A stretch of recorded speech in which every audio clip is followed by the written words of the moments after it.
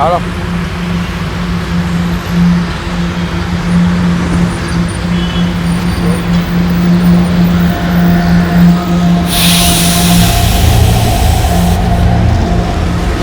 How is the cooking? Same fun? Yeah, much more, man, much more. The cost also too much. Get me some. Want to try? Yeah, okay, that's okay.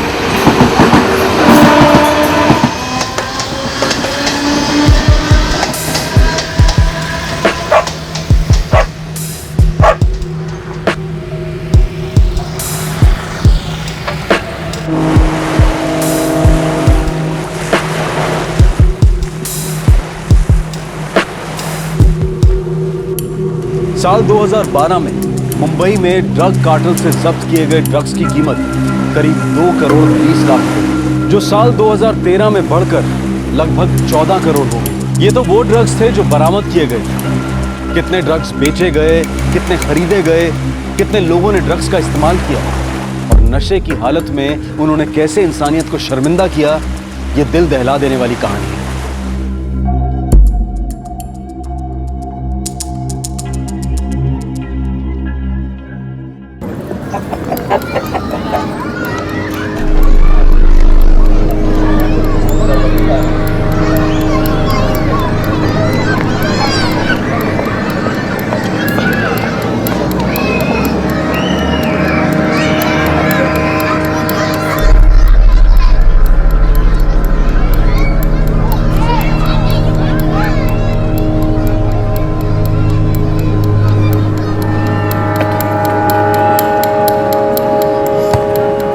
नशे में मैं इतना अंधा हो गया था कि बच्चे और बड़े में कोई फर्क ही नहीं कर पाया। क्या किया, क्या कर रहा था, कुछ नहीं पता।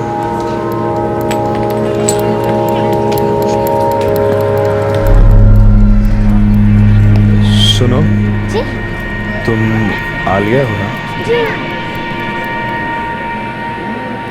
बेखुद किए देते हैं अंदाज़ है जाबाना, बेखुद किए देते हैं दुनिया में। अगर अल्लाह रहम, मुझे माफ कर दे।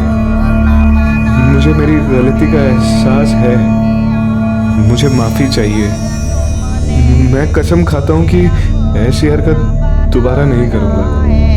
तुम महशर में भी कह देना मेरे वारिस, महशर में भी कह देना ये मेरा दीवाना।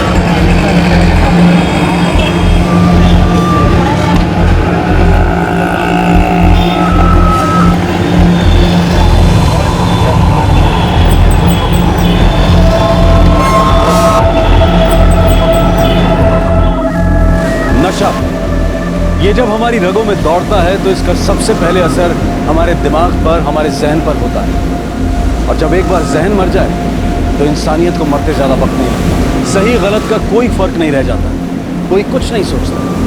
ना तो वो ट्रैफिकर्स जो ड्रग्स स्मगल करते हैं, ना वो डीलर्स जिनके लिए इंसान की कीमत सिर्फ बिजनेस है, और ना ही वो ड्रग एडिक्ट्स जिनके हाथों इंसानियत तिल तिल कर मरती है। करीब 15 लड़कियां एक ऐसे ही ड्रग एडिक्ट शैतान का शिकार करती। मासूम लड़कियों को अपना शिकार बनाने के बाद भी वो पकड़ा नहीं गया, बेखौफ घूम। आलिया, ए बेटा, सुनो, तुम आलिया हो ना? जी। आलिया, आलिया, ए आलिया, ला जाने ये लड़की कहाँ चली जाती है। ए आलिया, आलिया को देखा क्या? आलिया, ए आलिया, आलिया, आलिया को देखा क्या आपने? आलिया, मौसी, आलिया को देखा क्या? आलिया को देखा क्या आपने? आलिया, आलिया, चाची,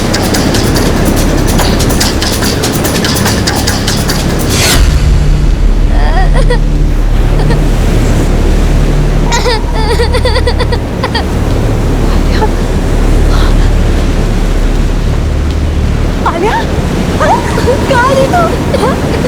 क्या हुआ तुझे? ये सब किसने किया? किसने किया ये सब?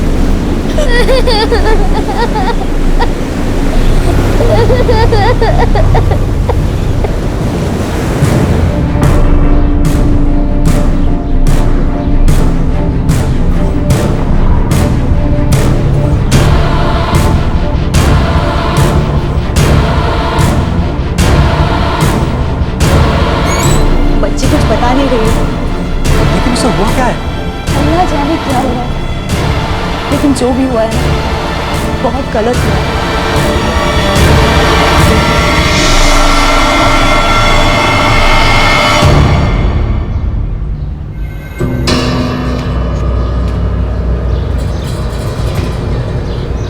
सुनो जी तुम आलिया हो ना? जी। मैं मुश्ताक, तेरा चाचा सादिक का दोस्त। वो घर पे है? नहीं, वो काम पे गए हैं। ज़रूरी काम था उनसे।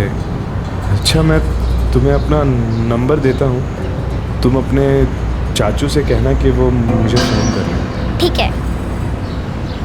फ़ोन तो मैं दुकान पे भूल आया, तुम मेरे साथ आओ, मैं तुम्हें नंबर देता हूँ।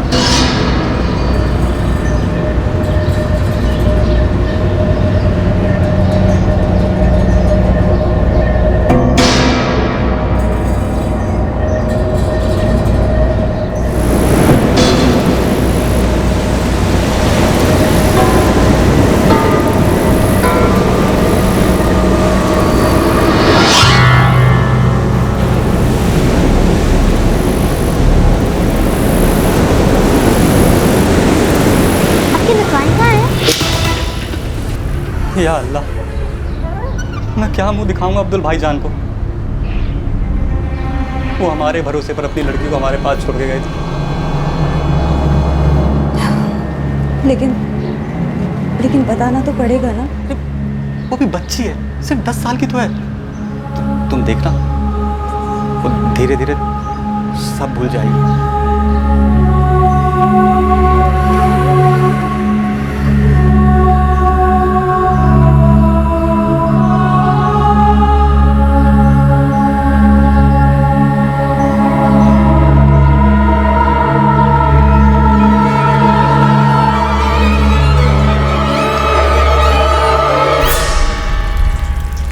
हफीज़ा, हमारी बच्ची के साथ बहुत गलत हुआ है।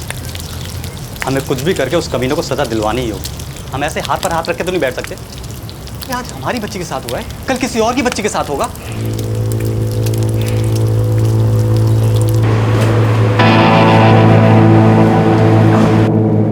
कब वो आई? आज दोपहर करीब 2:30 बजे। उसने अपना नाम मुश्ताक बताया और ये भी कहा कि वो मेरा दोस्त है। वो आलिया को बहला कर ले गया और आलिया बेटा, क्या तुम्हें याद है वो तुम्हें कहाँ लेकर गया था? तुम जानती हो उसे? वो तुम्हारे मोहल्ले का है। देखिए, एफआईआर दर्ज करने से पहले हमें इसका मेडिकल करवाना होगा। इसे सिविल हॉस्पिटल लेकर जाओ।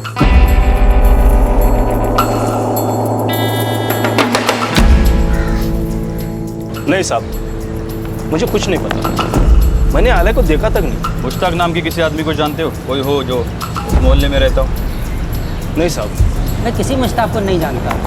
और साहब, मुझे नहीं लगता कि मोहल्ले के किसी आदमी ने इतना घटिया काम किया होगा। और मान लीजिए साहब, किसी ने इतना घटिया काम किया भी होगा तो भला अपना असली नाम क्यों बताएगा साहब? बच्ची को सेक्सुअली असॉल्ट किया गया है, गलत हुआ है उसके साथ।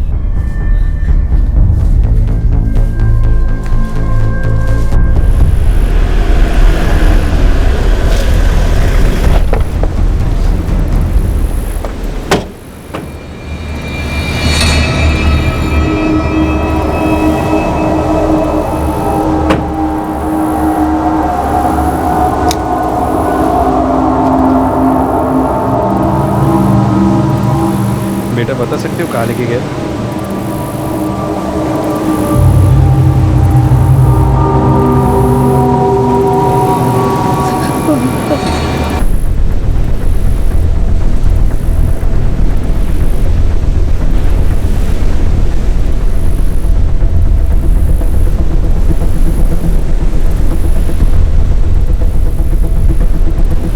कालिया बेटा, क्या तुम बता सकते हो वो आदमी दिखने में कैसा था?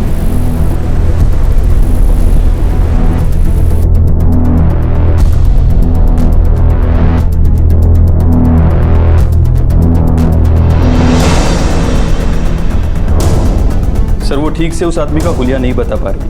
10 साल की बच्ची है सर, बहुत ज़्यादा डरी हुई भी है। पूरा मोहल्ला छान, एक भी घर छूटना नहीं चाहिए। Yes sir.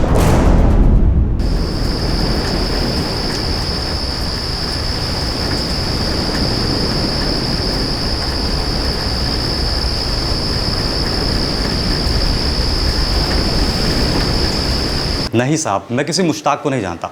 अगर वो मेरा दोस्त होता या मेरे जानने वाला होता तो मेरा फ़ोन नंबर उसके पास होता ना। वो मेरी भतीजी आलिया को नंबर देने के बहाने से क्यों बुलाता?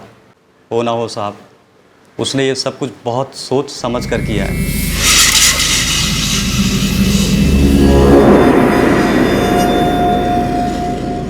हमने आपके मोहल्ले का एक एक घर छाना, हमें कोई सुराग नहीं मिला। और आलिया इतनी छोटी है कि वो ठीक से उस आदमी का होलिया भी नहीं बता पा रही। एक बार अगर ये स्केच बन जाता तो हमें पता चलता कि वो आदमी दिखता कैसे है। हाथ लग जाए तो वहीं काट डालू हरामजादे को। भाईजान, मुझे माफ़ कर दीजिए, गलती मेरी है। मैं छोटी सी बच्ची का भी ख्याल नहीं रख पाया। नहीं सादिक, इसमें तेरी कोई गलती नहीं।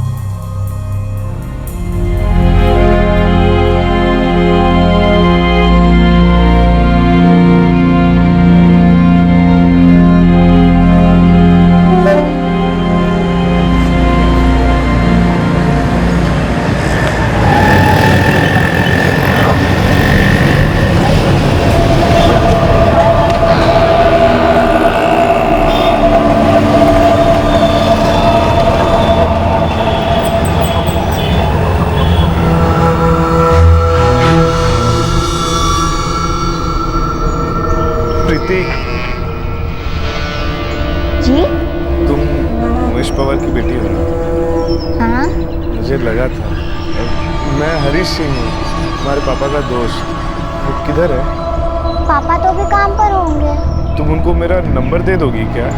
बहुत टाइम हो गया उनसे बात नहीं हुई होगी। ठीक है। फोन शायद मैं दुकान पे भूल गया। तुम मेरे साथ आओ, मैं तुम्हें नंबर दे देता हूँ। ठीक है अंकल।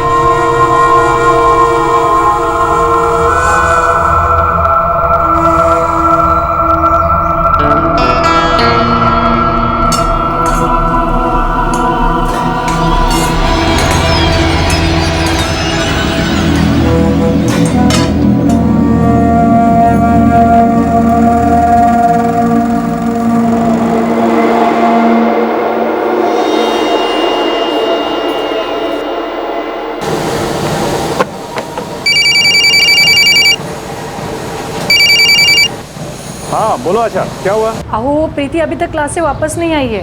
अरे क्लास लेट तक होगी, आ जाएगी। तुम भी ना छोटी छोटी बातों के लिए परेशान हो जाते हो। चल फेव फोन आता।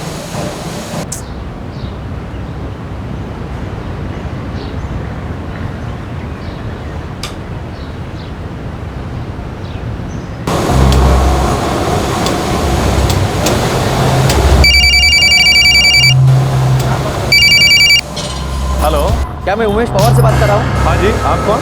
मैं रमेश चौहान बोल रहा हूँ, साईनगर बस स्टॉप से। मुझे यहाँ बच्ची मिली है, वो अपना नाम प्रीति बता रही है। वो कह रहे हैं कि आप उसकी पिता है। वो बहुत रो रही है। उसको देख के मुझे ऐसा लग रहा है कि उसके साथ कुछ हुआ है। क्या?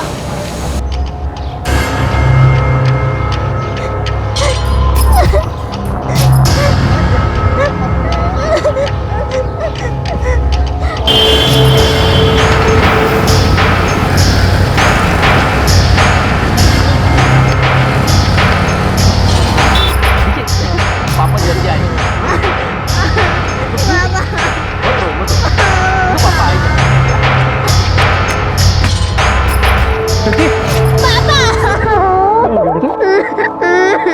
हो जा बेटा, पापा आ गए हैं।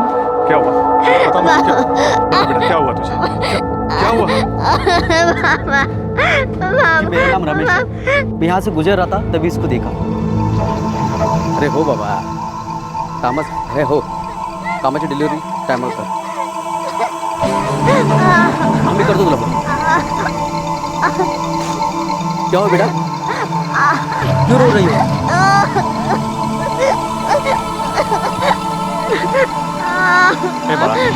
सांग ना मला काय. बेटा क्या हुआ तुझे, बोल ना.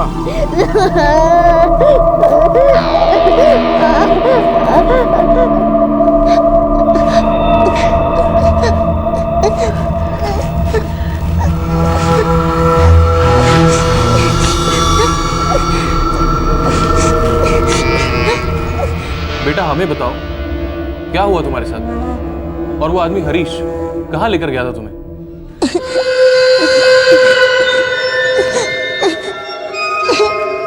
तुम उमेश पवार की बेटी हो ना? हाँ। तुम उनको मेरा नंबर दे दोगी क्या? बहुत टाइम हो गया उनसे बात नहीं हुई मेरी. ठीक है. तुम मेरे साथ आओ, मैं तुम्हें नंबर दे देता हूँ.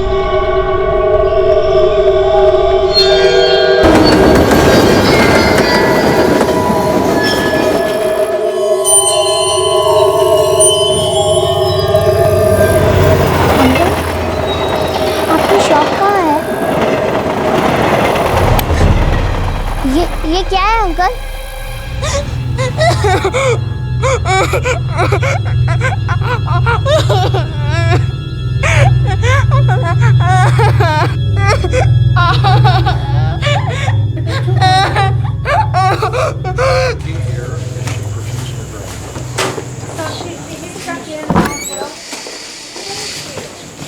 बच्ची पर सेक्सुअल असॉल्ट हुआ है, गलत हुआ है उसके साथ.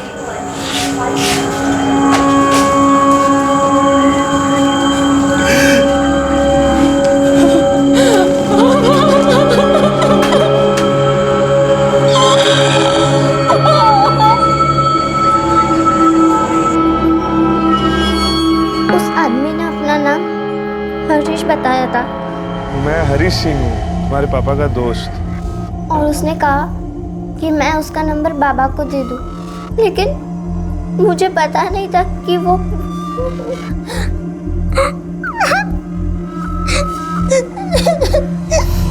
लेकिन साहब हरीश नाम का मेरा कोई दोस्त है ही नहीं, और ऐसे नाम वाले किसी आदमी को मैं जानता तक नहीं हूँ. और अगर उसको मेरा नंबर चाहिए था तो वो प्रीति से मांग सकता था. इसके लिए इसे साथ में ले जाने की क्या जरूरत थी? बेटा तुम क्या हमारे स्केच आर्टिस्ट को उस आदमी का हुलिया बता सकती हो? मतलब वो कैसे दिखता था, कितना लंबा था, उसके बाल कैसे थे?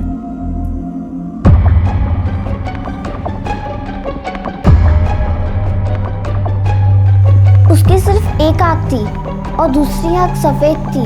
प्रीति, तुम उमेश पवार की बेटी हो ना? हाँ. वो इन अंकल के हाइट के थे. चू चाक की ना तो यहीं पे गर्दन काट दूंगा, समझी? उसके दांत बहुत गंदे थे.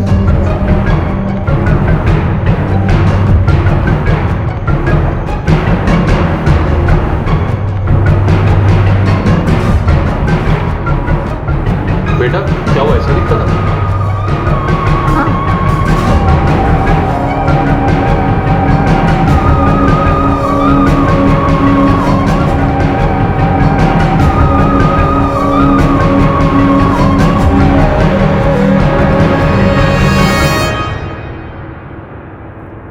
मीडिया में अफरा तफरी मच गई, हर जगह यह खबर आग की तरह फैल गई.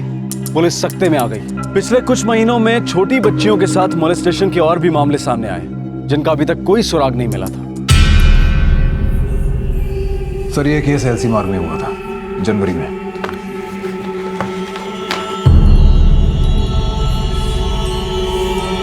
और ये आसपास के केसेस की फाइल है। ऐसे और भी केसेस हैं? सर आसपास के इलाकों से ऐसे 6 केसेस दर्ज किए गए हैं सर।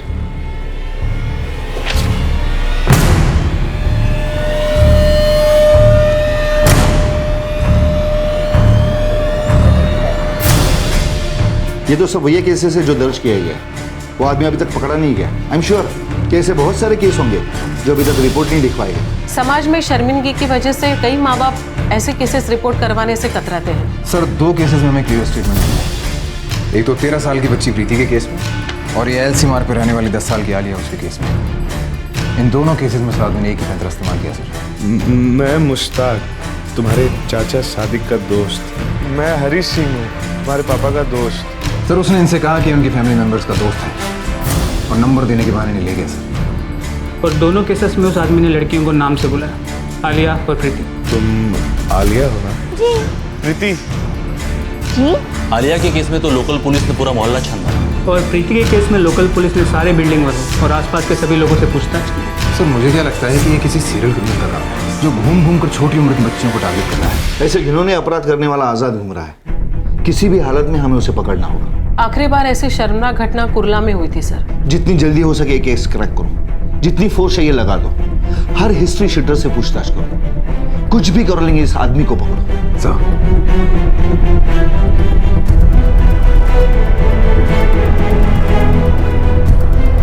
उसकी एक आंख थी जी और राइट आंख सफेद। अच्छा बच्चे, तुमने उसे कभी भी देखा था कहीं भी, घर के आसपास या स्कूल से आते जाते वक्त कभी? नहीं सर, वैसे मैंने पहले कभी ध्यान नहीं दिया।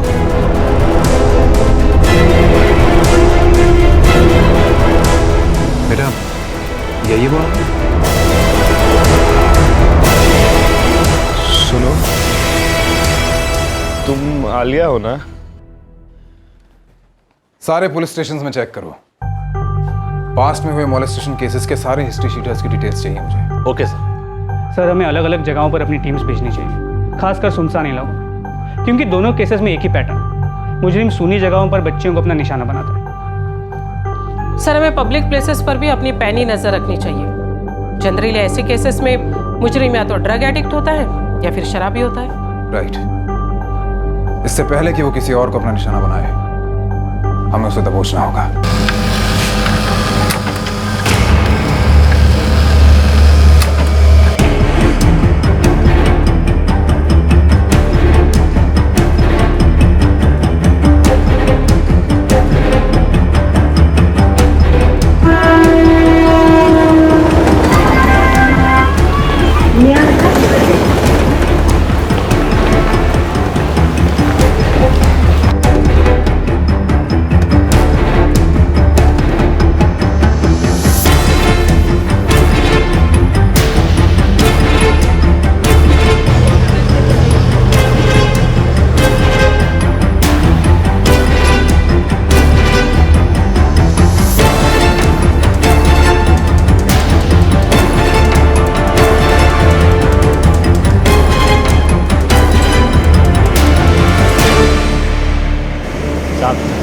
ऐसा काम तो कोई अकेले दिमाग वाला ही कर सकता। मुझे लगता है साहब ये नशेड़ी है। 78 ड्रग एडिक्ट से पूछताछ कर चुके हैं साहब।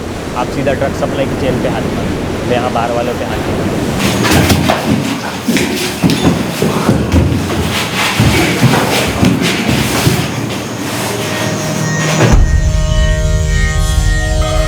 ये आदमी चाहिए मुझे। छोटी बच्चियों के साथ गलत काम किया है इसने। एक आंख नहीं है इसकी, गौर से देख। देखा है कहीं? नहीं साहब, मैंने तो इसे कभी नहीं देखा।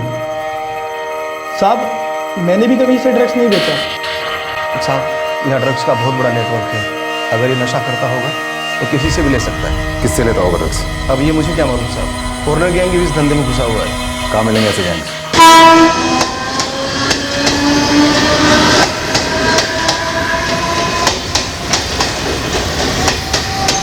आया नहीं? पता नहीं साहब, लेकिन वो हर शाम यहाँ आता है। 10 मिनट में अपना धंधा करता है और पतली गली पकड़ के निकल जाता है। कोई फ़ोन नहीं रखता, फिक्स ग्राहक है सारे। 10 मिनट में जितने ग्राहक आए सो आए, वरना नहीं। बेचता क्या है? सब कुछ बेचता है सर, चरस, गांजा, अफीम, कोकीन और टेबलेट्स। एक कांस्टेबल खड़ा करो सादा वर्दी में। आज नहीं आया लेकिन कल आ सकता है। सर, लगता है उस फॉरेनर ड्रग डीलर को भनक लग चुकी है कि हम लोग उसे ढूंढ रहे हैं। मुझे डर इस बात का है कि कहीं उस एक आंख वाले मॉलेस्टर को भी भनक ना लग गई हो कि हम उसके पीछे लगे हुए हैं।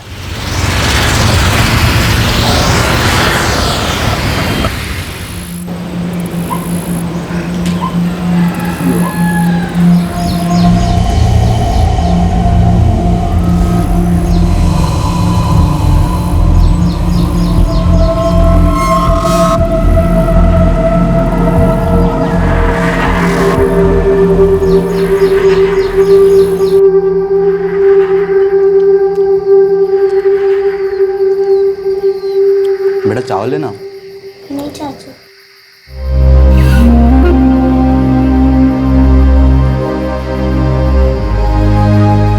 बेटा जो कुछ भी हुआ है इसे बदला नहीं जा सकता। याच्यात तुझी काहीच चूक नहीं है। कुछ भी हो जाए हमें हौसला नहीं हारना है। मैं और तेरे बाबा है ना तेरे साथ। तू इसे एक बुरा सपना समझ के भूल जा, अपनी पढ़ाई पे ध्यान दे। तू मेरी अच्छी बच्ची है ना?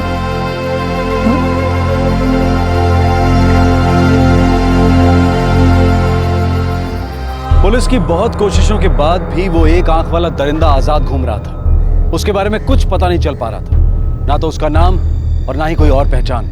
उस घटना के बाद ऐसी कोई दूसरी घटना भी नहीं हुई। तो क्या वो दरिंदा पुलिस के जाल से बच के निकल चुका था? सब हो ना हो वो अलर्ट हो चुका है, या शायद उसने जगह ही बदल दी है। वो फॉरेनर ड्रग सप्लायर भी दोबारा वहां नजर नहीं। ठिकाने बदल दिए दोनों ने शायद। तो क्या अब हम दूसरे शहरों को टारगेट करना शुरू कर दें?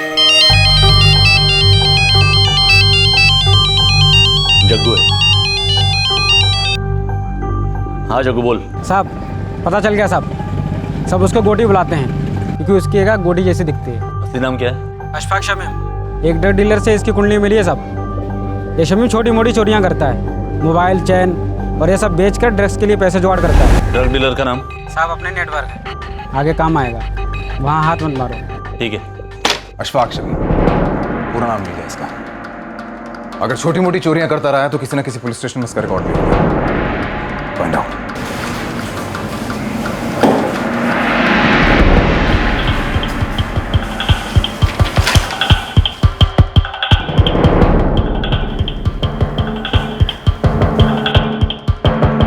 क्या ये वही है जिसे हम ढूंढ रहे हैं?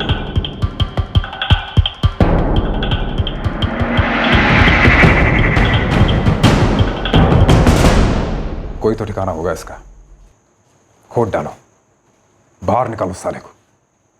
कोई तो होगा, कोई दोस्त, कोई रिश्तेदार, कोई जान पहचान वाला। ढूंढो उसको।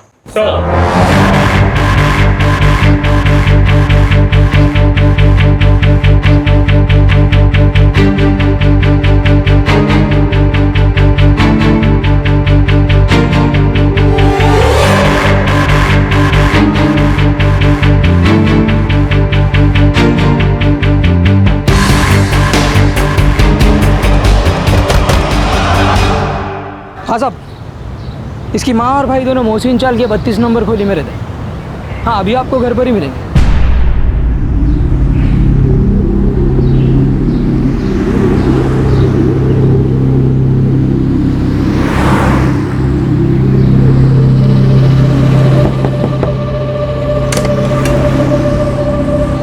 मुमताज शमीम। जी। अशफाक शमीम आपका बेटा है ना? जी। अल्लाह, अब क्या किया उसने?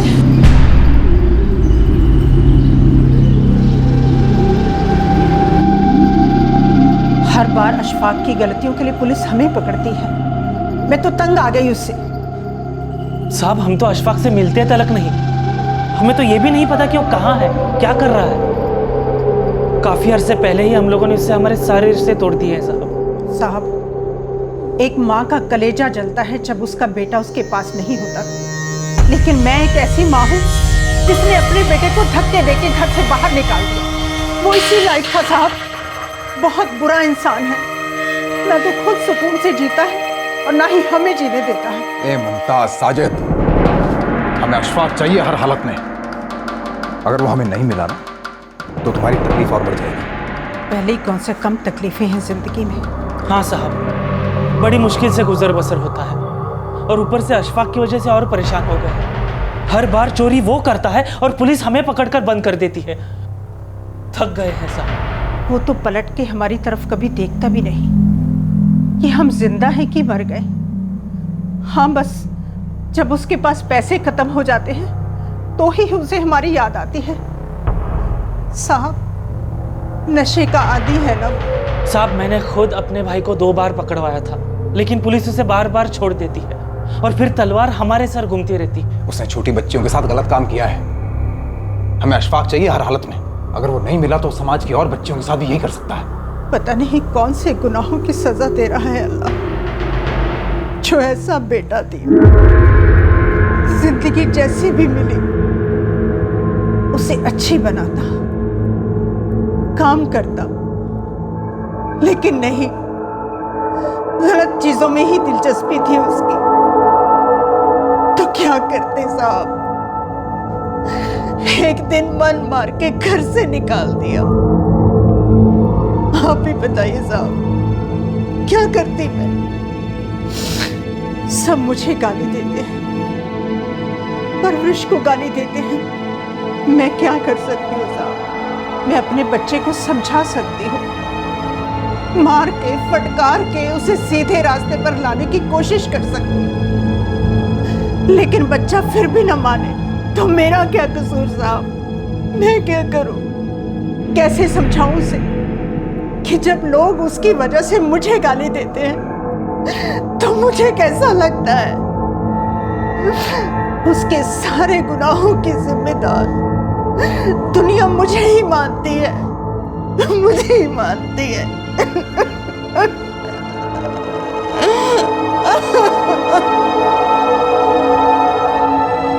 पुलिस अशफाक शमीम के परिवार तक तो पहुंच चुकी थी, लेकिन फिर भी उनके हाथ कुछ नहीं लगा था। वो कहां था किसी को कुछ पता नहीं था। और फिर एक दिन एक खबर मिली। मुझे बीच में मत फंसाया। रिजवान, टेंशन मत ले, मैं हूं ना। गारंटी देगा? 101% गारंटी। चल बता। 3 बजे मठ पे। मठ पे कहाँ?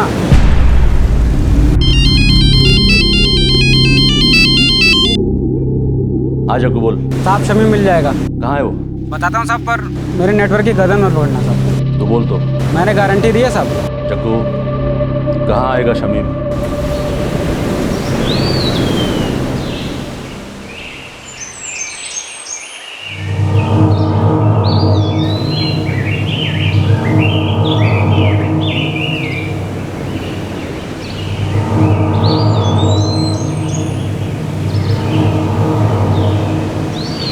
कहाँ है तेरा नेटवर्क? साहब आएगा, पक्का बोला है, वो ज़रूर आएगा साहब, लेकिन आप उसको टच मत करना साहब। अपन प्रॉमिस दिया है साहब। बड़े साहब को बोला ना आप। हाँ, लेकिन पहले आने तो दे। आएगा साहब, आएगा। शमीम नया फ़ोन मारा है, तो आपका स्मार्टफोन एकदम पक्का इन्फॉर्मेशन है साहब।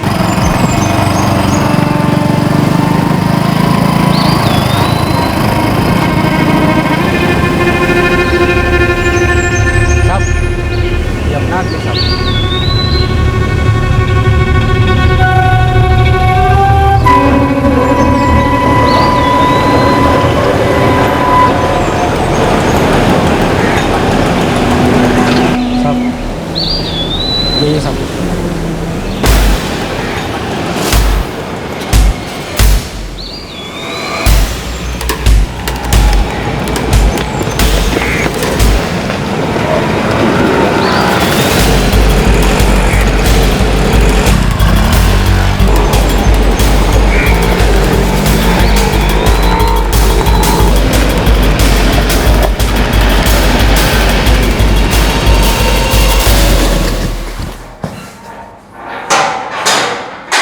सर, ये शमीम के पॉकेट से मिला। चुरा कर बेचने जा रहा था ड्रग्स के लिए। तड़प है दोस्ताने को, जितना ज्यादा तड़पेगा उतना जल्दी मुंह खुलेगा।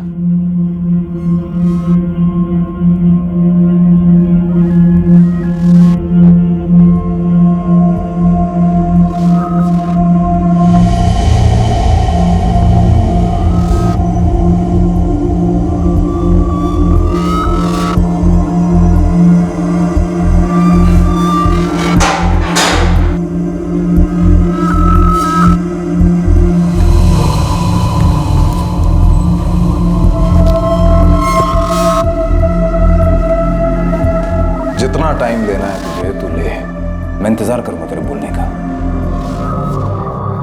उन लड़कियों के साथ वो गंदा काम मैंने ही किया सर। लड़कियां नहीं बच्चियां। 11 केस रजिस्टर है हमारे पास और तू अब तक पकड़ा नहीं गया। चल शुरू हो जा। बहुत सारी लड़कियां थी साहब, मेरे को तो याद भी नहीं है। ये हरकतें कब से कर रहा था तू? महीनों से। क्यों? लत लग गई थी साहब। मैं अच्छे और बुरे में फर्क करना भूल गया था। मेरा दिमाग खराब हो गया था साहब।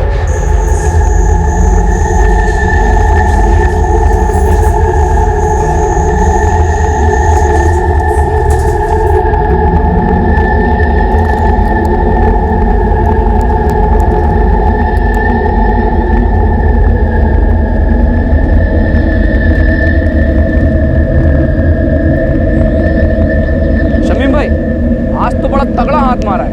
आज तो बनता है। साले आज एक चुस्की ले ही ले, इसका मजा अलग ही है। चल बनता है, आज पिला ही दे। देखिए कितना मजा है इसमें।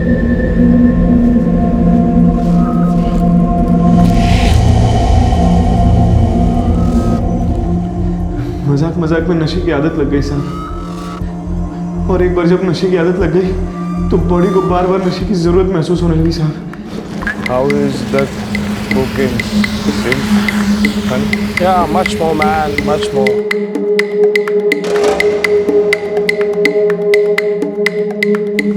तेरे घर वालों ने तुझे घर से निकाल दिया, पैसे देने बंद कर दिए।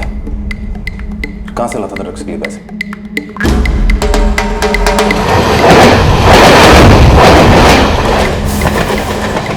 मोबाइल फोन चोरी करता था साहब, ज़्यादातर लोकल ट्रेन पे। वो कॉलेज के लड़के लोग जाते थे सुबह सुबह, उनके पास मोबाइल फोन होते थे। कब से शुरू किया तूने ये सब? नशे की हालत में था साहब, सब भूल गया था, दिमाग खराब हो गया था साहब। नशे में मैं इतना अंधा हो गया था कि बच्चे और बड़े में कोई फर्क ही नहीं कर पाया। क्या किया, क्या कर रहा था, कुछ नहीं पता। पहली बार जब किया था साहब, मुझे बहुत बुरा लगा था साहब। मुझे अपने आप से ऐसे घिन सी आती थी साहब। मुझसे बहुत बड़ी गलती है साहब। गलती? कमीने, कितनी मासूम लड़कियों की जिंदगी बर्बाद कर दी तूने, तुझे पता है? मैं जानता हूँ साहब, मैंने अपने गुनाहों के लिए अल्लाह से माफी भी मांगी थी साहब। बेखुद किए देते अल्लाह रहम, मुझे माफ कर दे। मुझे मेरी गलती का एहसास है। मैं कसम खाता हूँ कि ऐसी हरकत दोबारा नहीं करूँगा। अल्लाह की कसम साहब, मैंने हर बार कोशिश की, मैंने बहुत बार कोशिश की साहब कि ये सब छोड़ दूंगा। मैंने अल्लाह से दुआ भी किया था कि कभी पकड़ा ना जाऊं, और कभी पकड़ा भी नहीं गया। और हर बार कसम भी खाता था कि दोबारा नहीं करूंगा, लेकिन हर बार किया सर, बार बार किया। नशा जब चढ़ता था मैं सब कुछ भूल जाता था, जानवर से भी पत्थर बन जाता था। मैं अपने आप को रोकने की बहुत कोशिश करता था, लेकिन कभी नहीं रोक पाया। मुझसे बहुत बड़ी गलती हो गई, बहुत बड़ा गुनाह हो गया मुझसे। उन लड़कियों का नाम कैसे पता चलता था तुझे? मैं उन पे नजर रखता था और धीरे धीरे सब कुछ जान जाता था। उनको भी अपना ऐसा नाम बताता था कि वो आसानी से मुझ पे यकीन कर ले। मैं मुश्ताक, तुम्हारा चाचा सादिक का दोस्त। मैं हरीश सिंह, तुम्हारे पापा का दोस्त। कभी पिंटू, कभी सिंह, कभी कुछ और। मुझसे बहुत बड़ा गुनाह हो गया सर, मुझसे बहुत बड़ी गलती हो गई है सर। स्टेटमेंट दे लो इसका, कल कोर्ट में पेश करते हैं सर।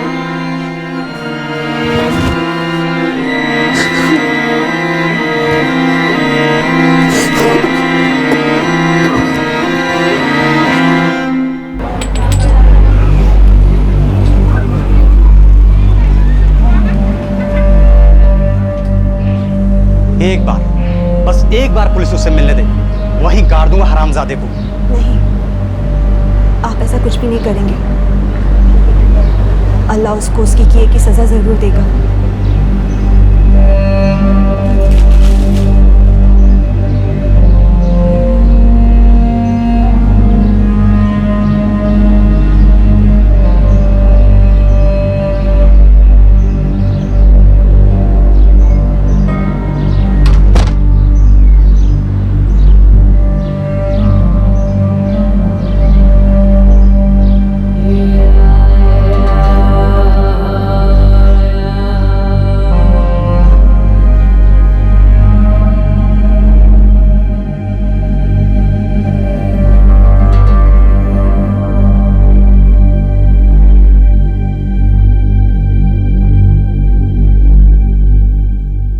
अशफाक शमीम के खिलाफ अलग अलग पुलिस स्टेशंस में बहुत सारे केसेस रजिस्टर्ड थे। शमीम के बयान के मुताबिक ऐसी और भी लड़कियां हैं जो उसकी हैवानियत का शिकार बनी थी, लेकिन उनके केस कभी रजिस्टर ही नहीं किए गए। हर पुलिस स्टेशन जहां जहां शमीम के खिलाफ केस रजिस्टर किए गए थे, वो बारी बारी से शमीम की कस्टडी ले रहे थे। इस केस की चार्जशीट अभी तक दर्ज नहीं हुई है। वो विदेशी जिससे शमीम हमेशा ड्रग्स खरीदा करता था, अभी तक पकड़ा नहीं गया है। पुलिस को शक है कि शमीम के केस में पुलिस की कार्रवाई देखकर वो अलर्ट होकर अंडरग्राउंड हो गया है। Drug traffickers, drug dealers, drug suppliers, ये पूरा ड्रग माफिया इंसान और इंसानियत के खिलाफ काम करता है। ये लोगों को अपना गुलाम बनाकर उनकी जिंदगी उनके लिए ही बोझ बना देता है। पुलिस और प्रशासन की काफी कोशिशों के बाद भी ये ड्रग माफिया बार बार सांप की तरह अपना फन फैला लेता है, क्योंकि लोग नशे के आदी हो चुके होते हैं और ऐसे लोगों की गिनती दिन ब दिन बढ़ती ही जा रही है। ड्रग्स के बिजनेस से जुड़े लोग हमेशा इस बात का ख्याल रखते हैं कि उन्हें लोगों को नशे का गुलाम बनाना है, ताकि उनका जिंदगी खरीदने और मौत बेचने का बिजनेस कभी बंद ना हो। एक बार इसे चखना मौत को चखने के बराबर है, लेकिन फिर भी लोग इसे चखते हैं और हमेशा के लिए ड्रग माफिया की गिरफ्त में फंस जाते हैं। मौत के इस कारोबार को पूरी तरह से उखाड़ कर फेंकने का एक ही उपाय है, और वो बहुत मुश्किल नहीं है। Just say no to drugs. किसी भी ड्रग से दोस्ती ना करें, ना शौक के लिए, ना मस्ती के लिए और ना ही एक्सपेरिमेंट के लिए। ये वो दोस्ती है जो हमेशा महंगी पड़ती है। हमारे शरीर, हमारे दिमाग को तो जिंदगी का नशा होना चाहिए। ये वो नशा है जो हमारे आने वाले कल के लिए हमें प्रेरित करता है, हमें आगे बढ़ने की ताकत देता है। ये ड्रग्स का नशा आपको जिंदगी से लड़ने की, गमों को भूलने की ताकत नहीं देता, बल्कि आपको बुज़दिल बनाता है। ये जिंदगी का कोई मजा नहीं देता, बल्कि एक ऐसी सजा देता है जिसमें इंसान तिल तिल कर मरता है। हमारे आज के एपिसोड की दूसरी कहानी।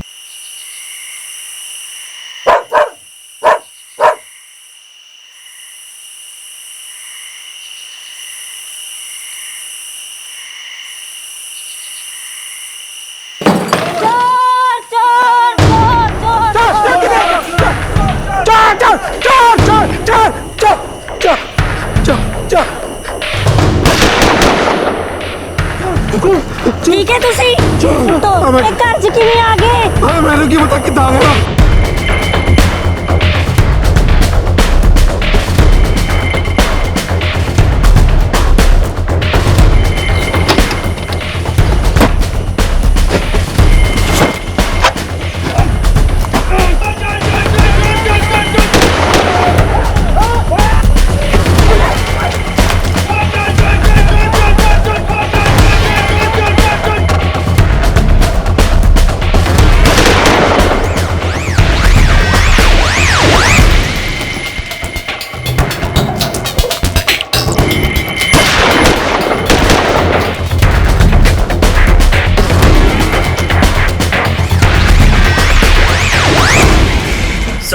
आसपास के चारों गांव में जिन जिन के पास भी लाइसेंसी हथियार हैं चेक कर लिए हैं सर, सभी निर्दोष लगते हैं। मतलब ये गैंग बिना लाइसेंस के हथियारों और कारतूसों का इस्तेमाल कर रहा है। फिर तो इन्हें पकड़ना और भी मुश्किल होगा सर। इतने सारे खबरी फैले हैं, फिर भी इन गैर कानूनी हथियारों और गोले बारूद की तस्करी जारी है। अब तो एक ही तरीका है सर, हमें किसी भी तरह इन्हें रंगे हाथों पकड़ना होगा। और ये आसान गल नहीं है सर, इनके वारदात करने का कोई एक तरीका नहीं है। ये कभी वारदात करते हैं।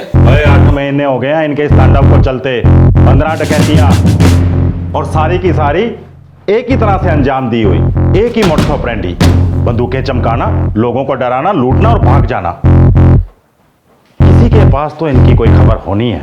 महेंद्र सर, अपने सारे कॉन्टैक्ट्स निकालो और जितनी जल्दी हो सके कुंडली निकालो सालों। चाल लगा देंगे सर। सिलसिलेवार डकैतियां हो रही थी। इस गैंग के आतंक का साया सर पे नाच रहा था, लेकिन उनका पता लगाना टेढ़ी खीर साबित हो रहा था, क्योंकि वारदातों में इस्तेमाल बंदूकें और कारतूस गैर लाइसेंसी थे। कुछ रिपोर्ट्स के मुताबिक भारत में हत्या, डकैती, लूटपाट और छीना झपटी जैसे 85% अपराधों में गैर कानूनी हथियारों का इस्तेमाल होता है। काफी राज्यों में इस तरह के हथियारों, गोली बारूद के कारखानों की भरमार है, जिनकी तस्करी पूरे भारत में की जाती है और कई बार इनकी कीमत सिर्फ 300 रुपए होती है। इन देसी बंदूकों और कट्टों के अलावा कानूनी कारखानों में बने लेकिन गैर लाइसेंसी हथियारों की तस्करी भी पूरे भारत में की जाती है, जिन्हें प्रभाव और इस्तेमाल में बेहतर समझा जाता है। ये चंडाल चौकड़ी बेधड़क एक के बाद एक डाके डाले चली जा रही थी, लेकिन उन तक जब पहुंचा गया तब वो एक ऐसे अपराध को अंजाम दे रहे थे जो उनके तरीके से अलग था।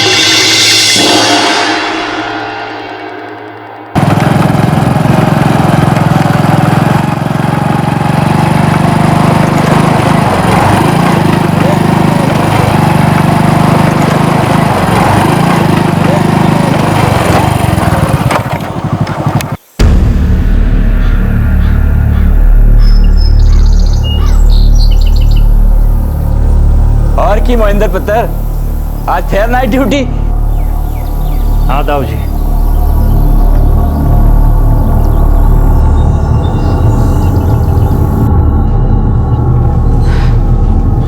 ये ले पुत्र पानी।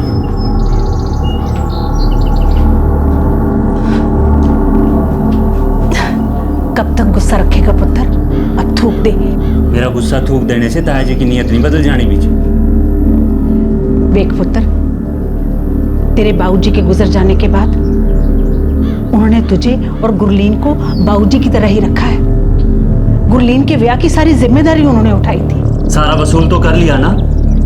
दुकान का आधा हिस्सा देने की बजाय तीसरा हिस्सा देते हैं हमें। खर्च किया लेकिन सारा वसूल भी कर लिया, तो कैसी इज्जत बेजी। ऐसे बात नहीं करते पुत्र। हाँ बंटी बोल। सर जी पक्का तो नहीं पता, लेकिन शायद खासकुरी गांव के घर में डकैती होनी है। तुझे कैसे पता? अरे क्यों मरवा रहे हो सर, बस उड़ती उड़ती खबर सुनी है। कौन से घर में? सर ऐना मैंने नहीं पता।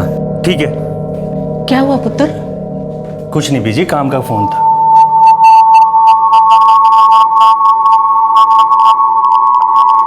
हाँ पराठे ला भाई, ले भाई। ये महेंद्र बहुत ही एहसान फरामोश है, आपने इन लोगों के लिए इतना कुछ किया। कोई नहीं जोगिंदर पुत्र, वक्त के साथ साथ सारी नाराजगी चली जानी है। ओ जी, थोड़ा हिस्सा उसे और दे दो ना। पर जीते, तू अच्छी तरह से जानती है कि मैंने अपनी सारी जिम्मेदारियां ईमानदारी से निभाई है। जोगिंदर के जाने के बाद उसका जो भी हिस्सा बनता है मैं उसके परिवार को बिना नागा देता हूं। ये बात हरप्रीत अच्छी तरह से जानती है, दुनियादारी समझती है वो। महेंद्र थोड़ा और बड़ा होगा ना, सब समझ जाएगा। जो बात उसे अभी गलत लगती है ना, जैसे ही जिम्मेदारी उस पर पड़ेगी सारी खटास निकल जानी है उसकी।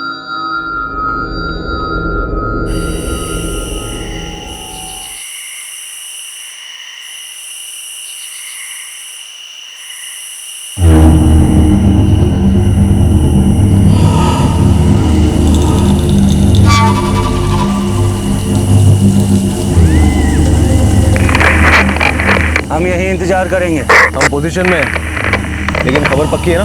उम्मीद करते हैं कि खबर सही हो।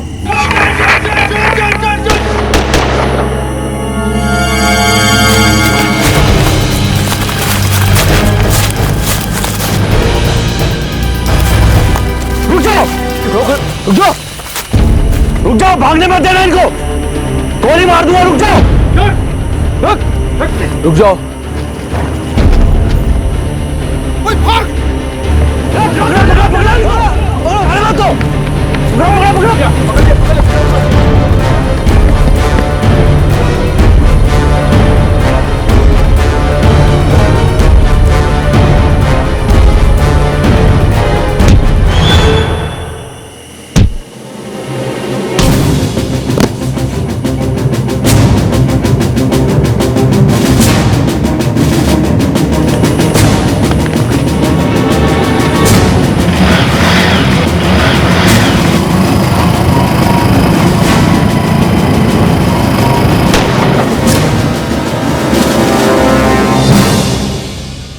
मौका हाथ में था, लेकिन मुजरिम बाल बाल बच निकले। काफी दिनों तक फिर कोई और डकैती नहीं हुई। पुलिस को उन्हें धर दबोचने का दूसरा मौका नहीं मिला, लेकिन महीने भर बाद उन्होंने बहुत करीब हमला बोला। मोहिंदर एक डकैत को पहले ही देख चुका था। ऐसा लग रहा था जैसे ये लुटेरे अब अपनी पहचान को और छिपाए नहीं रखना चाहते हैं। मोहिंदर, तूने भी उस डकैत को देखा है और उसने भी तुझे।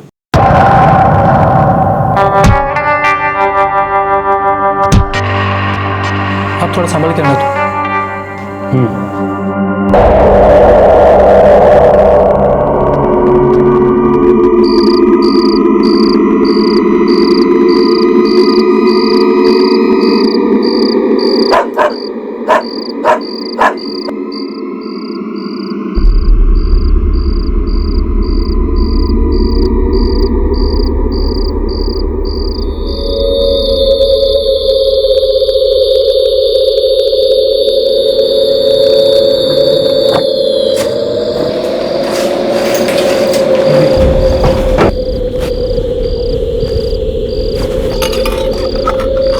वो नहीं है यहाँ। चलो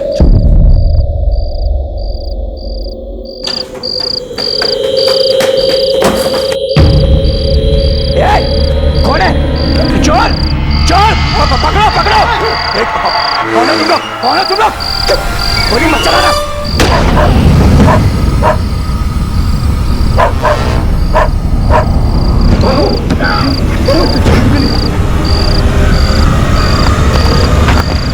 कौन?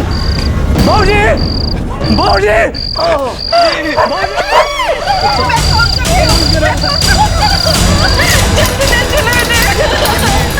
हाँ पुत्र, मैं तुझे तुरंत नहीं बता पाई। क्या है कि एम्बुलेंस को भी फोन करना था ना। आप कैसे हैं ताया जी? पता नहीं, ऑपरेशन के लिए अंदर लेकर गए हैं। मैं अस्पताल आता हूँ बीजी।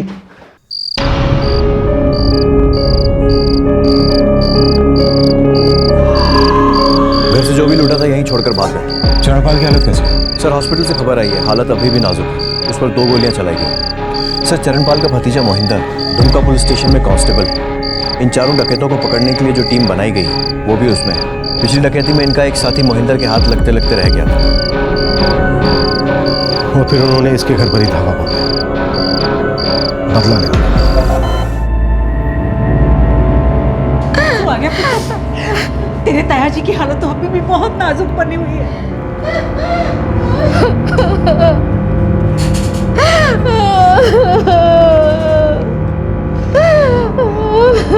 फिक्र ना करो ताई जी, कुछ नहीं होना ताया जी को, जल्दी ठीक हो जाने हैं वो।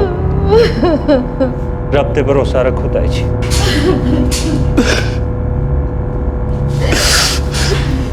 जगमोहन ठीक हो जाने हैं ताया जी। एक गोली कंधे पे लगी, दूसरी सीने पे।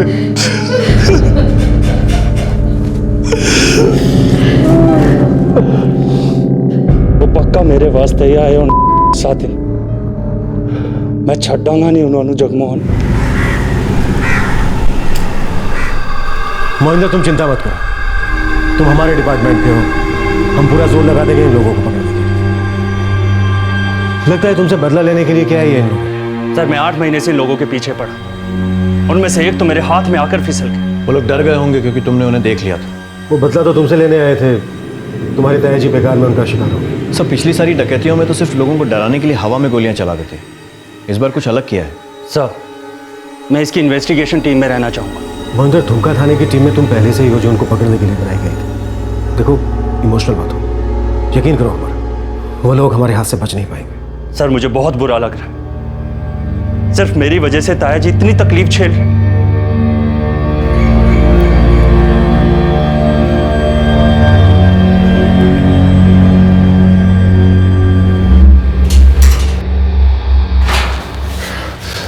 डॉक्टर साहब, बाबूजी कैसे हैं अभी? कंडीशन तो बहुत ही क्रिटिकल है। उनके कंधे की गोली अभी तक निकाल नहीं पाए हम लोग। आज फिर ऑपरेशन करेंगे। क्या हम उनको मिल सकते हैं अभी? जी हाँ, पर बेहोश है, दवाइयों का असर अभी भी है। Excuse me.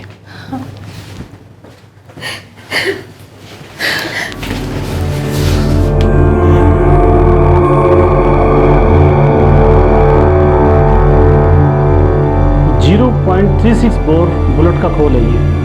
डकैती की ज़्यादातर वारदातों में 0.36 बोर बुलेट का इस्तेमाल हुआ है।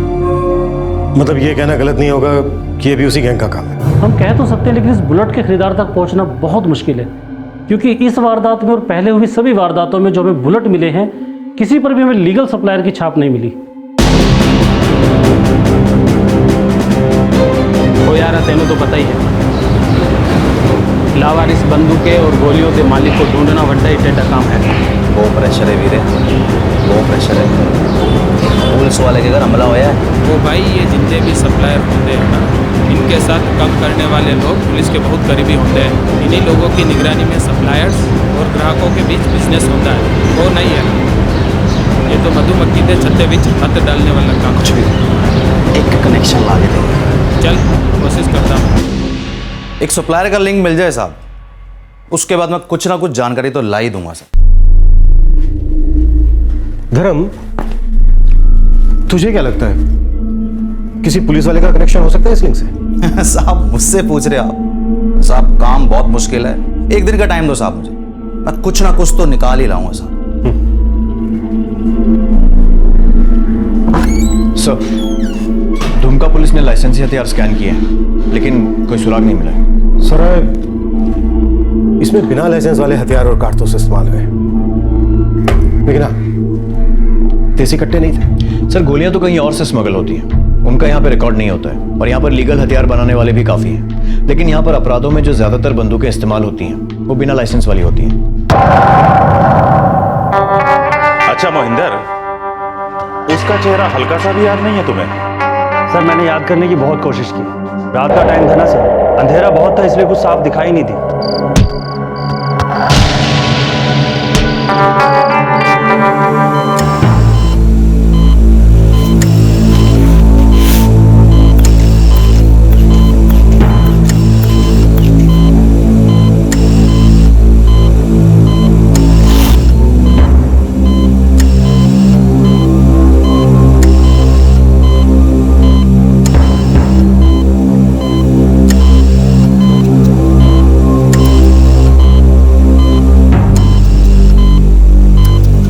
मैनू माफ कर दो ताऊ जी,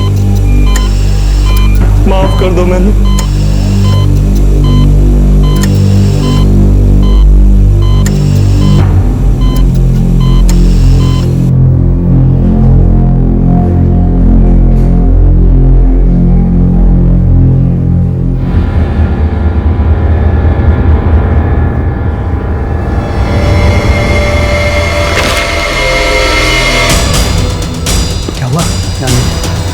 मुश्किल पकड़े जाएंगे।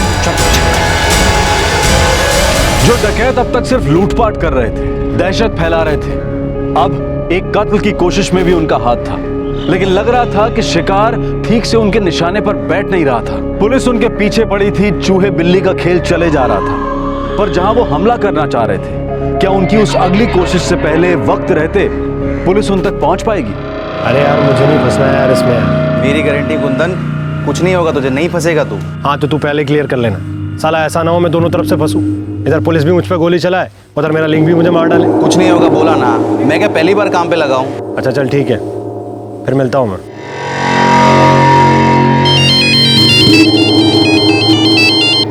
हाँ धर्म बोल। साहब एक लिंक मिला है, कुंदन नाम है उसका। कहाँ मिलेगा? मैं फिक्स करता हूँ साहब। पर साहब वो उधर का खबरी भी है, वो संभालना साहब आप। तू फिक्स तो कर। ठीक है साहब।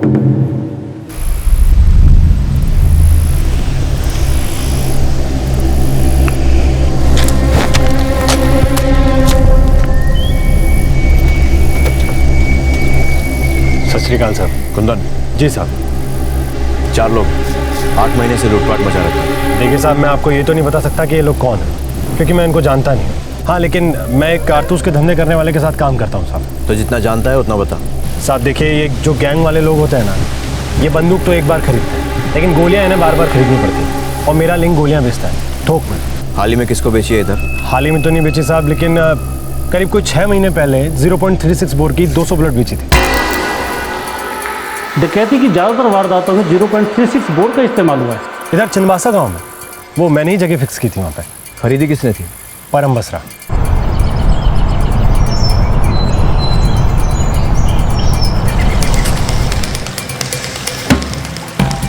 ये 200 है। हाँ, इतनी तो चाहिए थी मुझे।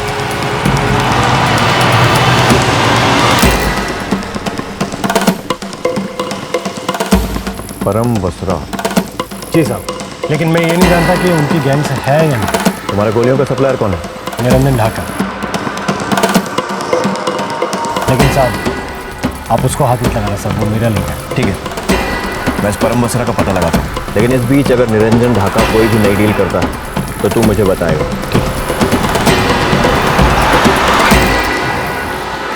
अगर परम बसरा उस गैंग का है तो 3 लोग और भी होने चाहिए। सर, कुल मिलाकर 4 लोग हैं। ढूंढते हैं, पता लग ही जाएगा। ढूंढो, लेकिन जरा भी भनक नहीं लगनी चाहिए। ऐसा ना हो कि वालट हो जाए। टारगेट सही लगता है, एक चांस लेकर देखते हैं, लेकिन सावधानी से। सर। कंधे से गोली निकाल दी गई है। अब बाबूजी को ठीक होने में और कितना टाइम लगेगा? थोड़ा वक्त लगेगा। अगर सब कुछ ठीक रहा तो 15 दिन में उनको छुट्टी भी दे देंगे। हाँ, पर ध्यान रहे, उनको पूरी निगरानी की ज़रूरत है। एक गोली हार्ट के पास लगी थी, जानते हैं ना? जी डॉक्टर साहब। वीर जी, एक गल करनी सी आपसे। हाँ बोल। वीर जी, इन लोगों के अलावा हमारा कोई और परिवार भी तो नहीं है ना? तुसी गुस्सा छड़ दो अब। मैनू पता है गुरली, छड़ दी नाराजगी।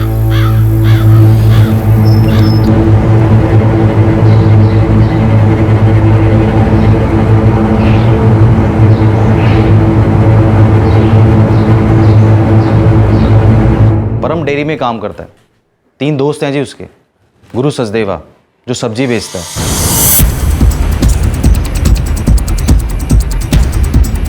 चंद्रूपल जो किसी ढाबे पे काम करता है,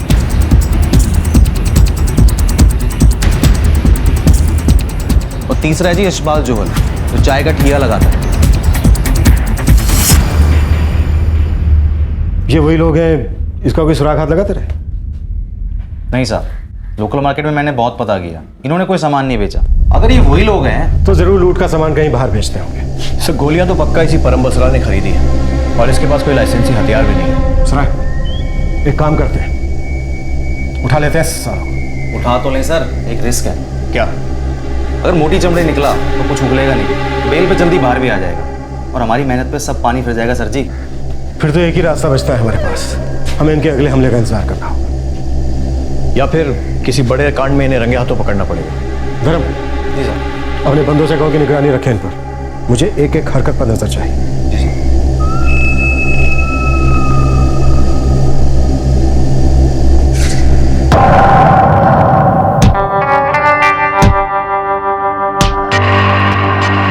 सर, रात का टाइम था और अंधेरा बहुत था, किसी का चेहरा साफ दिखाई नहीं थी।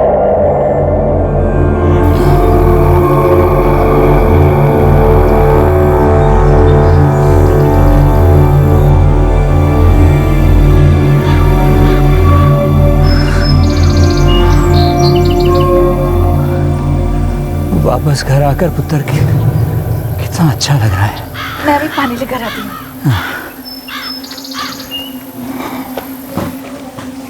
ताऊ जी, जिन्होंने आप पे हमला किया है ना, जल्दी पकड़े जाने हैं वो। पकड़े तो जाने हैं पुत्र, पर तू अपना ध्यान रखना। जी ताऊ जी।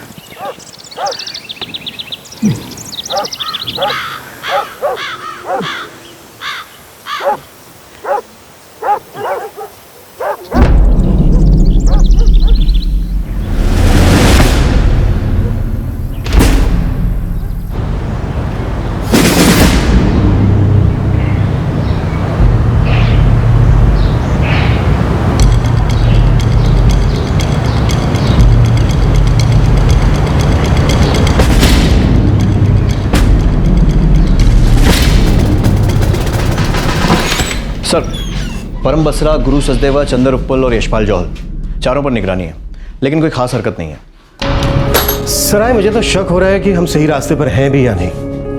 अगर ये उसी गैंग का काम है तो क्यों फालतू में वो किसी को गोली मारने लगे? क्यों जानबूझकर अपने लिए मुश्किल खड़ी करेंगे कि पुलिस उनके पीछे हाथ धोकर पड़ जाए?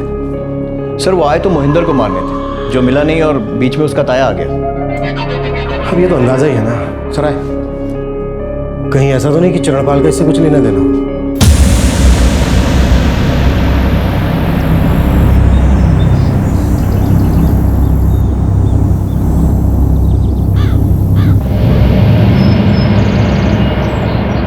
पुलिस की तफ्तीश किसी भी सिरे तक पहुंच नहीं पा रही थी।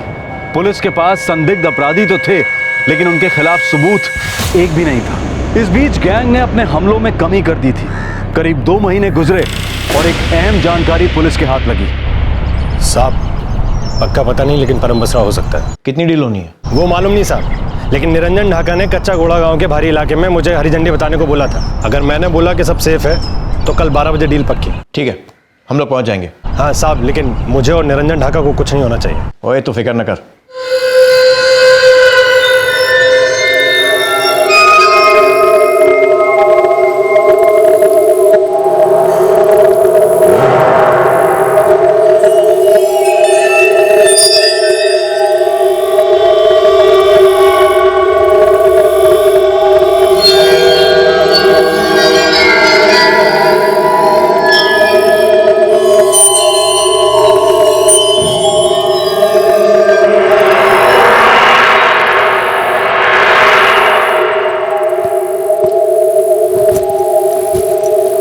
सराय,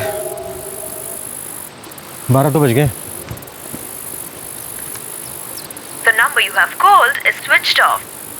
कुंदन का फोन स्विच ऑफ है। एक काम करते हैं, थोड़ी देर और वेट करते हैं।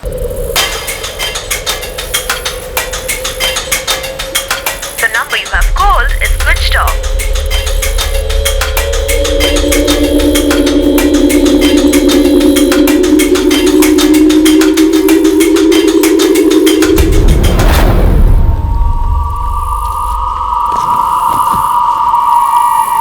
सराय, मुझे लग रहा है झूठी खबर थी।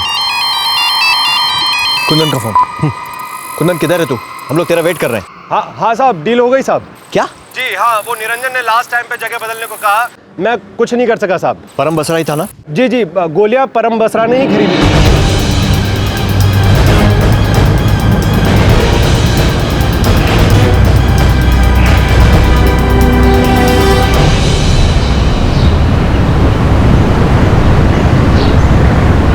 साहब देखिए, आप मेरे को इस झंझट से दूर रखिए। आप, वो आपका टारगेट परम बसरा था ना, आप उसे धर लीजिए साहब। हाँ ठीक है सर, परम बसरा ने और गोलियां खरीदी हैं। मतलब इन्होंने एक और डकैती हमले की प्लानिंग शुरू कर दी। सर, कहीं इस बार टारगेट मोहिंदर तो नहीं है? हाँ हाँ ठीक है।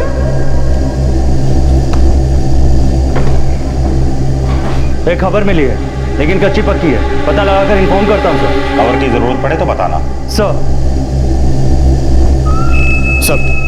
गुरु सचदेवा, चंदर उप्पल, यशपाल जौहल, तीनों अपने घर पे नहीं है। तीनों के फोन भी बंद आ रहे हैं। मतलब कोई डकैती या फिर हमला बस होने ही वाला है। यही है हमारा टारगेट। हाँ धर्म साहब, चारो परम बसरा, गुरु, चंद्र, यशपाल सब साथ ही यहाँ पे, खासकुरी गांव के खंडरों में अभी भी है साहब? ठीक है सर, चांडाल चौकड़ी साथ में है, अभी पकड़ सकते हैं।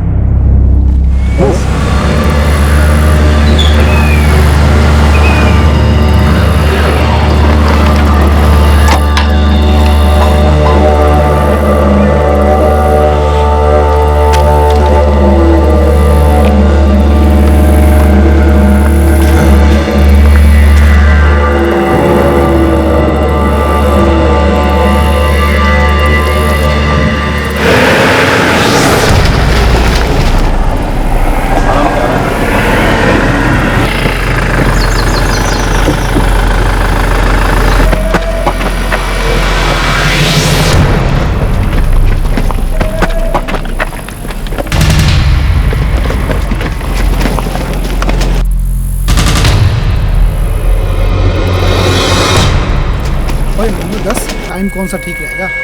और जी कल करें तो आज कर, टाइम तो सही है। सर, तुम जिससे को लगा इधर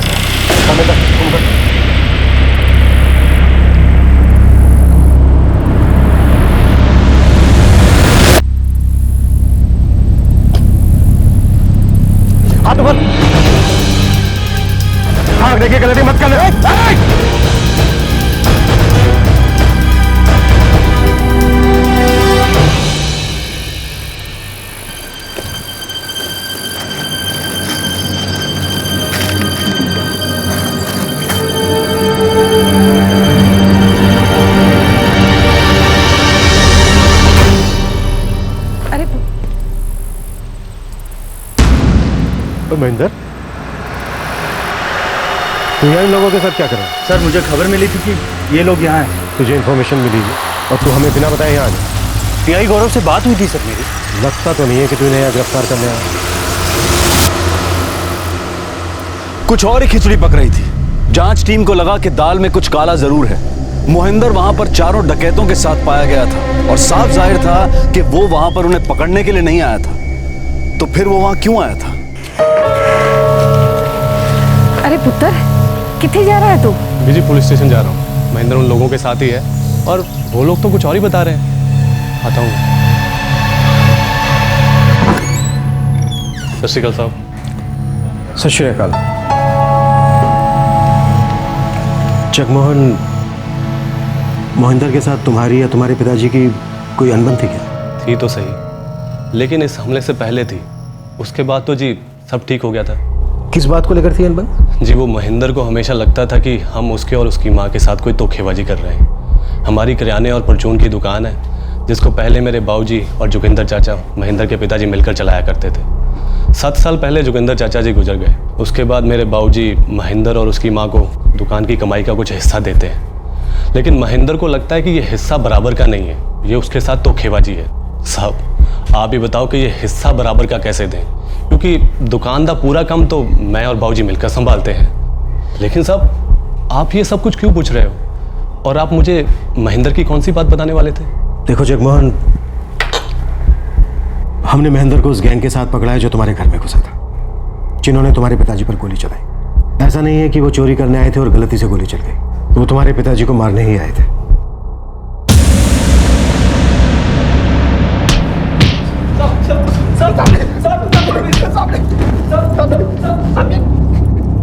मार मार के बुलाहट कर देना है तुम लोगों को, क्योंकि सच है गलत है। सब महेंद्र के घर चोरी करने वास्ते नहीं गए थे सब। चोरी तो एक बहाना था सब। असल मकसद तो चंद्रपाल को मारना था, लेकिन मार नहीं पाए साहब। फिर अस्पताल में कोशिश की, वो बड़ा मुश्किल था साहब। छोड़ दिया।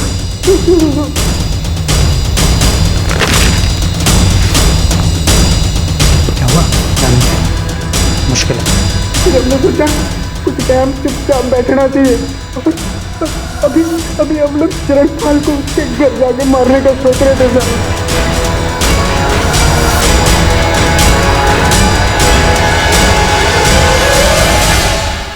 मतलब तुम लोग उसे मारने के लिए एक हमलावर प्लान कर रहे थे? जी साहब। अगर मैं गलत नहीं हूं तो ये सारी प्लानिंग मोहिंदर की करी धरी है ना? जी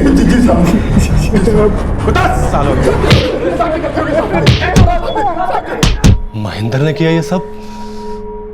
ये तो मैं जानता था कि महेंद्र मुझे और बाबूजी को नापसंद करता है, लेकिन इतनी नफरत करता है कभी सोचा नहीं था सर मैंने। लगता तो ऐसा ही है जगमोहन। महेंद्र उन डकैतों को पकड़ने वाली टीम में था और उसने उनका इस्तेमाल कर लिया अपनी खुंदक निकालने के लिए।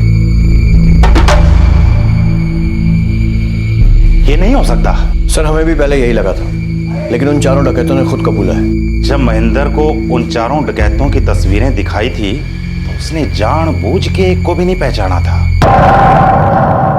सर रात का टाइम था और अंधेरा बहुत था, किसी का चेहरा साफ दिखाई नहीं थी। इसका मतलब ये साला महेंद्र उसी रात से इसकी प्लानिंग में लग गया था जिस रात एक डकैत इसके हाथ से फिसला था।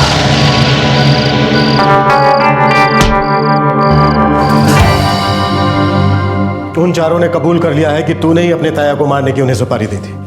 तू चाहे अब कितनी भी नौटंकी कर ले कि तू वहां सिर्फ उन्हें पकड़ने के लिए गया था। तेरा भांडा फूट चुका है।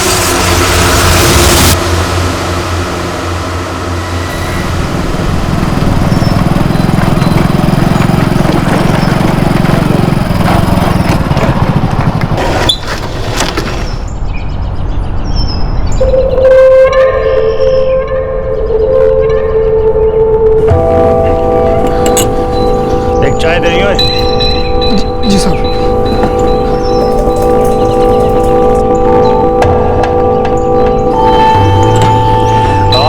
से तुम लोगों की तलाश कर रहा हूं। क्या बात कर रहे हैं साहब? तेरा चेहरा अच्छे से याद है मुझे।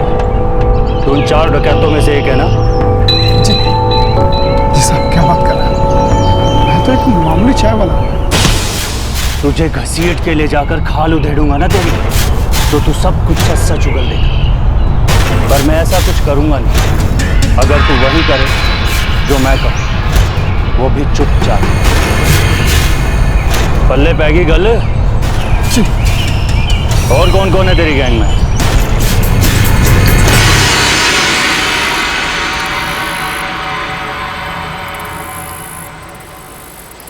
एक बंदा है, उसे ऊपर पहुंचाना है।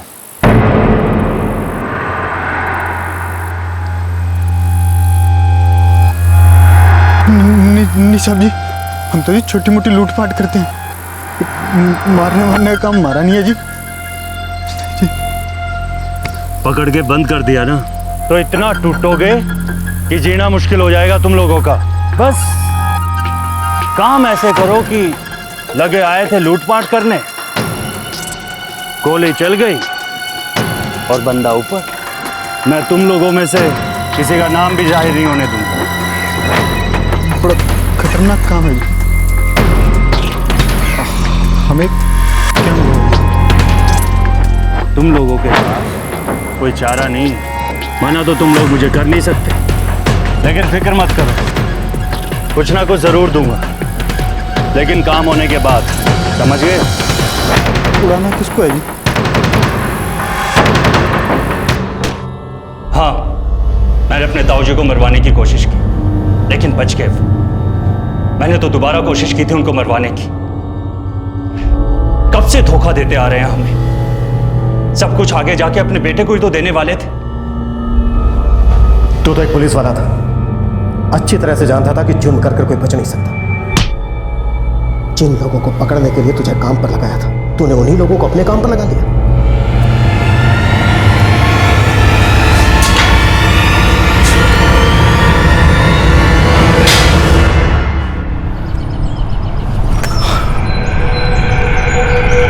कभी लगा ही नहीं मोहिंदर इस हद तक चला जाएगा।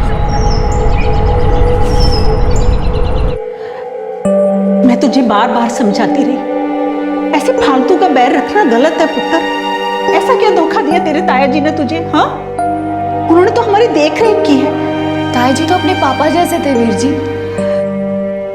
इतनी छोटी सोच हो गई तेरी।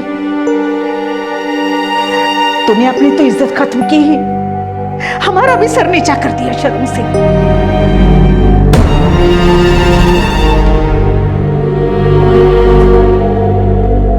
मोहिंदर का सामना डाका डाल रहे इस गैंग के एक सदस्य से हो गया। मोहिंदर ने इसे अपने नीच इरादों के लिए इस्तेमाल किया और अपने ताया जी चरणपाल पे गोली चलवा दी, जिनसे वो काफी वक्त से नाराज था। चरणपाल जी की हालत अब भी नाजुक है, लेकिन उनकी सेहत में दिन ब दिन सुधार हो रहा है। जो भी हथियार ये गैंग इस्तेमाल करता था, वो सारी बंदूकें, वो कारतूस गैर कानूनी और बगैर लाइसेंस के थे। जांच से सामने आया कि जिन बंदूकों का इस्तेमाल किया गया था, वो एक लाइसेंस्ड गन मैन्युफैक्चरिंग यूनिट से चुराई गई थी। उस कारखाने में एक गैंग मेंबर काम करता था। वो रात के अंधेरे में बंदूकों को वहां से निकालता और फिर उनका इस्तेमाल किया जाता। बाद में उन्हें साफ करके उनकी सही जगह पर पहुंचा दिया जाता। इसलिए गैंग का सुराग मिलना और मुश्किल हो रहा था।